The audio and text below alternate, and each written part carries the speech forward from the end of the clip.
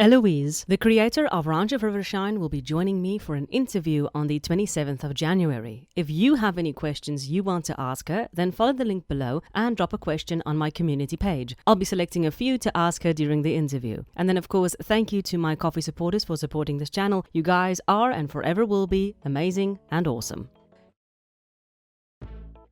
Ranch of Rivershine is a little horse game I've been keeping my eye on for over a year now. I covered this game in April last year, and finally I was lucky enough to get the demo early, and now finally let you guys know what I think. Just in brief, for those of you who might not know, Ranch of Rivershine is a game from Cozy Bee Games being designed by one person. The game is about inheriting a ranch, helping the town recapture its glory days through quests, competitions, and rebuilding said ranch, all set in a western theme. Breeding horses and growing crops is also part of the gameplay, as well as exploring. Although certainly a cliche story, it can still be well done, so let's see how Ranch of Rivershine approaches this. I'm going to be approaching this as a review, although I will be keeping in mind that this is a work in progress. Before I get into it though, I want to make two things very clear. One, this is not the entire game. There might be some visual and gameplay glitches which should be ironed out in the coming year before its release of 2024. And two, I played the demo before it's released, so again, any visual glitches might also have been ironed out by this point in time. So let's keep our expectations reasonable and get into it.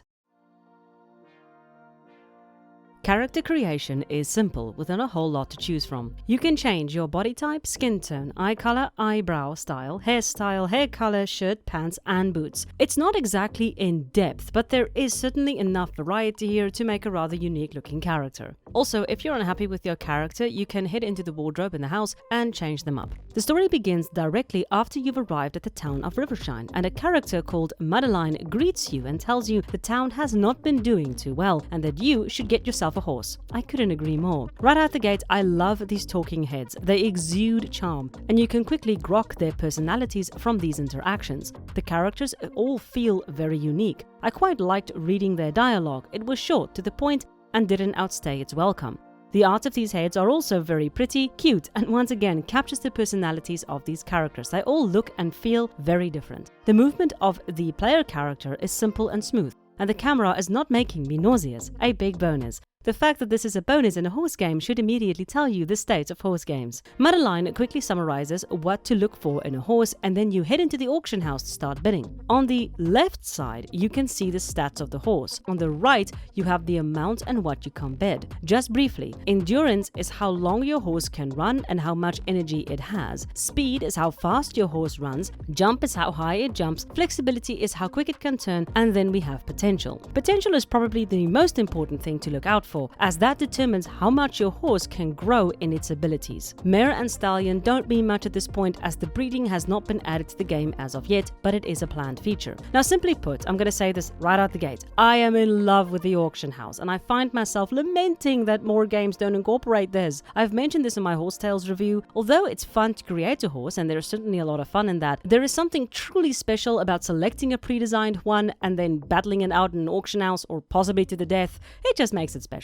Every horse is randomized, so you can switch out until you find one you like. The first auction is limitless, so don't be afraid to switch out a few times until you find what you're looking for. But after that, you'll only have a select few horses, so keep an eye on that when you want to return to the auction house. You won't have limitless horses then. When you start bidding, it's just a ton of fun, and it can get quite tense as the bid goes higher and higher, and you wonder if you're going to make it. $2 million, $3 million, here we go, $2 million, $3, here we go, $3. Another great thing about the auction house, and a quick way to make money, is you can auction off your own horses. This does not only help you to make money, but it is pretty fun to watch. If your horse has, for example, a value of $15,000, it will run up through the bidders. I just love the idea, and again, it engages that excitement factor as the bid goes up and up. My first bid went very smoothly. I outbid everyone right out the start and walked out of there with a brand new horse and basically flat broke. Best way to start a video game, isn't it? Now, you can't mount your horse yet. You need to take a lesson first, and the game instantly introduces you to leading a horse, mounting, riding, steering, and training. This is smooth, quick, and so natural. I wouldn't be able to ride from the get-go, and it makes sense that I would have to lead my horse to the arena to ride it. It's such a cute detail, and I love it. I want to pause here briefly though and express my gratitude for a tutorial that is not only well done, but concise, and as I said, natural. tutorial. I really just love how seamlessly it all blends. It makes the tutorial feel part of the experience, not something that pulls you out of it.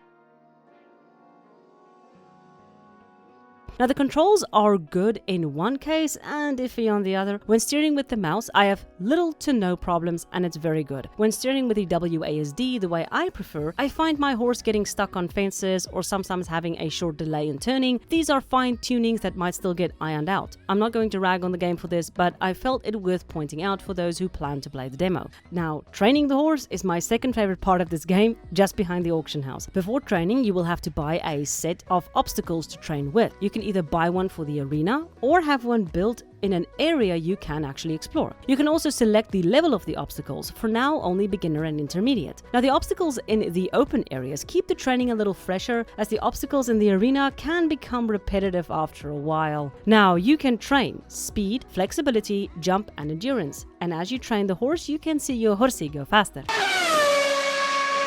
Now I really love how the training is done. Instead of picking one and training that specific trait, the horse instead trains according to what you're doing. So galloping increases the endurance, turning tightly will increase flexibility, canter increases speed, and jumping increases jumping. Go figure. What I love about this is that it feels natural, and I found myself riding in specific ways in order to increase specific stats. For example, I started making tight turns to train flexibility, or galloped everywhere to increase endurance. But there is a bit of a catch. You only have a select amount of potential points that you can share between stats. I love the potential stat idea, but because most players are going to be cantering around, you might find that your speed stat is swallowing up all of the points. It's not a deal breaker, but something to keep in mind when riding around. If you want a specific stat upgraded, rather trot everywhere to avoid wasted potential. The training can also get a bit grindy, but this is still early days and there is the promise of barrel racing and pole bending still to be added. So in the demo it might be grindy, but the game itself could be a lot better. After I have done my training, I am sent to the general store where I pick up a few items for my horse and meet a new character. Everyone is so friendly. Then I ride through some chickens because I am a chicken harasser during the day, see a few people milling about, and then finally we get to the ranch and we're greeted with a seriously sweet little ditty.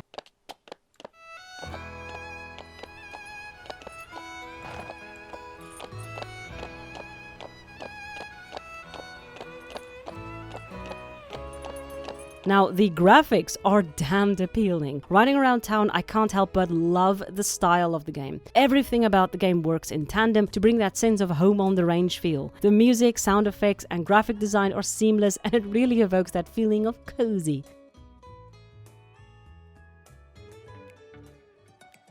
Horse care is quick. No minigames, just do it and move on. This is fine by me and actually becomes quite relaxing because there are no timers or button prompts. It goes quick, slick, clean stable, brush the horse, feed the horse, and off we go. I will pause here and raise a brief concern. As I continued playing the game, I did get a little tired of taking care of my horse. The hard brush certainly made all of this go a little fast, but later on in the main game you can expand your stable, and I found myself concerned that it could become a big hassle taking care of all these animals. In some horse games you get bogged down in constantly taking care of a slew of horses. As the game is still in the demo version, I would recommend the option to hire a stable hand that will help a little around the farm. However, at the same time, this could become a relaxing activity for a lot of people, so it really depends on how more horses will be handled in-game. That, and you can send them to pasture, which I love because I can watch them graze. Isn't that freaking adorable? Something else I appreciate about the care for the horse are two details. One, if you ride your horse into the paddock while you are mounted, the game will instantly remove the saddle and then put the horse to pasture. I like this as it saves a lot of time. Instead of going through the stable and then hitting the pasture button, you can literally ride your horse in there and it will be in the pasture. And two, you can groom your horse in the paddock. This is a really nice touch and actually pretty realistic, as I used to groom my horse in the field when it wasn't standing at a stable. Let's take a moment to chat about the horses though. There's a large variety of horses to choose from, and mane and tail style plus patterns make for a lot of different horses. I'm quite curious to see how the breeding will work exactly. The horse animations are decent, but nothing great. The trot animation, for example, is a little wonky, and overall, all the animations feel pretty stiff. However, it is serviceable and works fine for the game. However, there does seem to be a bit more going on than the basic stats. For example, when I was grooming a horse that had low trust, it would actually pin its ears back, showing that it didn't like me. But as the trust went up and I groomed it again, it would actually look at me when I entered the stall. That is actually pretty cute. The horse will also ignore you if you try and whistle for it at the start, but build some trust and he will come at you at a leisurely pace. I would like to see how far this trust can be pushed. I understand the horse will actually start following you eventually. All of these little details serve to make the horses feel alive and more like animals rather than four-legged motorbikes.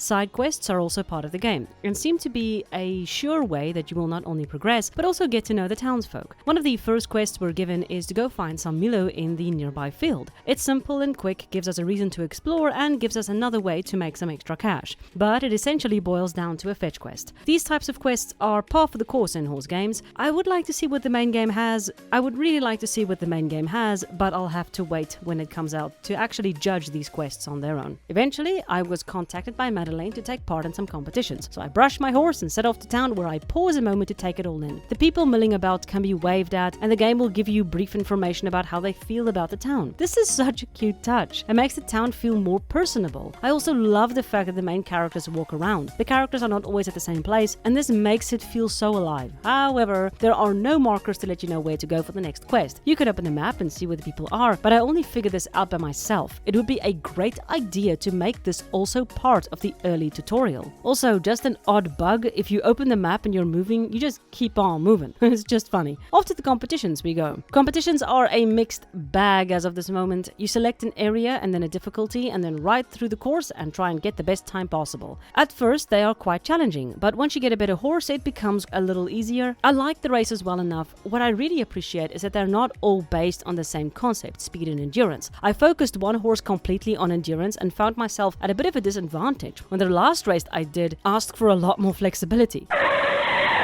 This makes the races seem a bit more versatile than just ride fast. However, it unfortunately quickly became a grind. This is the main source of income and I found myself repeating one course over 15 times to make some money to buy certain items. But then again, this is the demo and I must add that the developer is planning to add more variety to competitions. So although it might be grinding now, it could be much better in the finished game. But yes, the grind is real and in the demo it did become a little tedious after a while, especially when you're trying to save up. It feels like the money just is not enough. With courses you have to buy, tack you have to buy, horses you have to buy, and upgrades you have to get, this can quickly go up from tedious to mind-numbing. But once again, this is the demo and there might still be big changes coming. Now, the one place that I was really surprised was exploring. I did not expect this big of an area in the game. I honestly thought it would be a little smaller, contained and compact, but I sure as heck ain't complaining. The first valley you open up is stunning and it took my breath away. I loved riding around here. My only gripe is that I didn't have much reason to explore. With the horse's energy levels falling quickly and no reset to ranch button and no real reason given to explore, I did not feel an overwhelmingly need to do so. You can, thankfully, give the horse an apple to boost its energy and later on we'll be able to give it pumpkins that will bump the energy up to 100%, but that will most likely cost a pretty penny. But a reset to ranch button will be a welcome addition, especially as the areas are so large. I hope that something will be added to encourage exploration, even just a collectible, because these areas are stunning and it would be a shame if they weren't utilized by the players. And just to add, there are still a lot of areas being worked on, so I have high hopes that there will still be a lot to explore and see.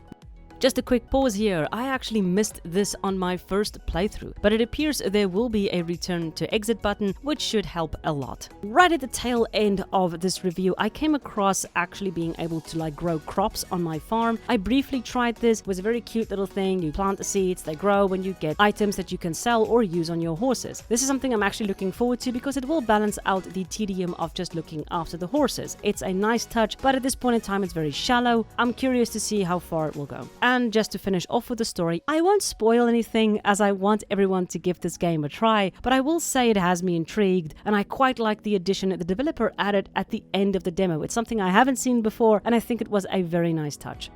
In closing for the Ranch of Rivershine demo, it surprised me in a lot of ways. There's a lot to love here and a few hiccups, but that's to be expected for an in-development game. But overall, I think Ranch of Rivershine is shaping up to be something special, a game that is the definition of more than meets the eye. I really appreciate the natural feel of both the tutorial and the gameplay itself. There's really a lot of love and thought put into it, and it's easy to admire the sheer scope of a game like this being made by one person. I honestly can't wait for more.